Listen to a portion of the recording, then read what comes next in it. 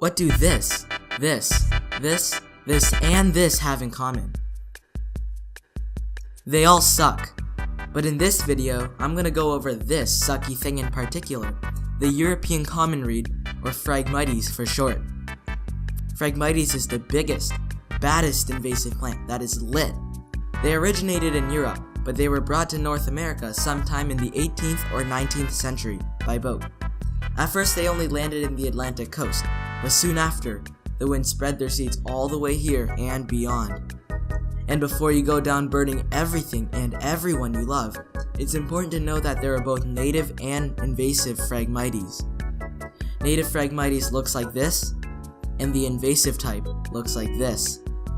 Notice the shape of the seed heads, the color of the leaves, and how the invasive type can grow up to 20 feet tall.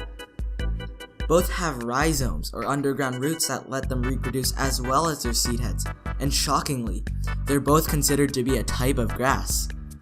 You can find Phragmites everywhere, but more specifically around the Great Lakes, especially in wet areas like marshes, like swamps, like bogs, like shorelines, even roadside ditches.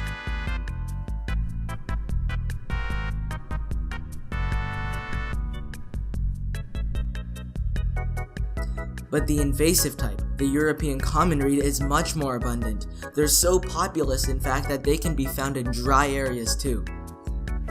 But why are they so hated? Why is Phragmites such a huge problem? For one, there are just too many of them. They consume a lot of growing space, nutrients, and sunlight, meaning they dominate other native plants. That means they severely hurt marsh, coastal, and wet ecosystems and their biodiversity. On top of that, Phragmites isn't even a good habitat or source of food to most animals. Although some types of birds, like the red-winged blackbird, can make good home inside Phragmites, most lose their habitat and food source. And even worse, Phragmites consumes and use more water than marshes and wetlands have. That means they dry them out. This too destroys habitats for many fish and aquatic life.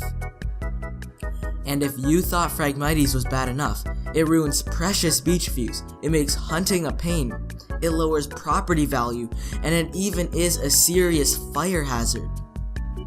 So there's a lot wrong with the simple European common reed, and it's very hard to manage because they reproduce so wildly.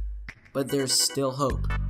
One way of controlling Phragmites, and it's often seen as the best way to do so, is through the use of herbicides. They stop the growth of Phragmites using chemicals sprayed on the plant.